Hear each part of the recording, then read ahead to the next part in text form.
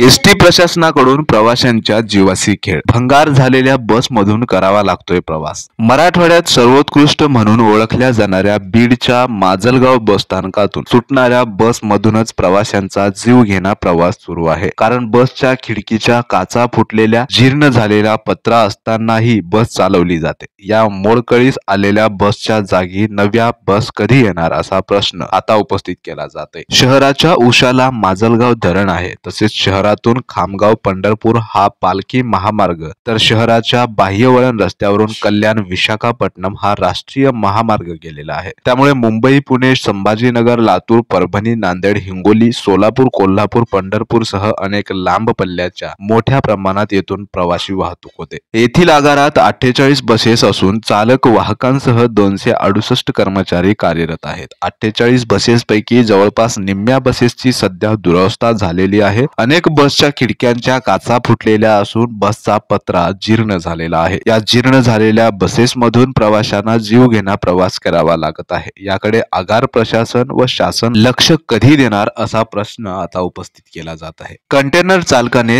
एसटीला दिली हुलकावणी. एसटी मध्ये 24 प्रवासी होते. भरधाव वेगाने रस्त्यावरील अनेक वाहनांना हुलकावणी देत जाणाऱ्या कंटेनर चालकाने एसटी बसला हुलकावणी दिली. दरम्यान सिल्लोड आगाराची एसटी बस चालकाने प्रसंगावधान दाखवत बस रस्त्याच्या खाली उतरवली. यामुळे बसमधील 24 प्रवाशांचा जीव वाचला. प्रवाशांचा जीव वाचविणारा चालक प्रवाशांसाठी देवदूत ठरला आहे. काळ आला होता पण वेळ आली नव्हती याची प्रचिती बसमधील प्रवाशांनी अनुभवली. सिल्लोडकडे येत असलेल्या भरधाव कंटेनरने रस्त्याच्या मधोमध जाऊन बसला हुलकावणी दिली. यामध्ये बस चालकाने प्रसंगावधान दाखवत बस कंट्रोल करण्याचा प्रयत्न करीत बस रस्त्याच्या खाली उतरवली. परंतु रस्त्याच्या खाली देखील खोल खड्डे असल्याने बस आदळत खड्ड्यात जाऊन थांबली. अपघातामध्ये बस चालक श्री जरारे गंभीर जखमी झाले, तर बसमधील 1 ते 2 प्रवाशांना किरकोळ मार लागला असून बाकी सर्व प्रवासी सुखरूप आहेत. या प्रकरणी सिल्लोड आगाराचे सहाय्यक वाहतूक अधीक्षक विकास चव्हाण यांच्याशी संपर्क साधला असता त्यांनी बसचा अपघात झाला असल्याचे सांगत बस चालकाच्या प्रसंगावधानामुळे प्रवासी सुरक्षित असल्याचे सांगितले. तसेच बस चालकास उपजिल्हा रुग्णालयात उपचार देऊन खासगी रुग्णालयात उपचारासाठी दाखल केल्याचे सांगत या प्रकरणी अद्याप पोलीस ठाण्यात गुन्हा नोंदविला नसल्याची माहिती त्यांनी दिली. मंडळी, एसटीच्या मोठ्या बातम्या बघण्यासाठी चॅनलला सबस्क्राईब करा. खूप खूप धन्यवाद.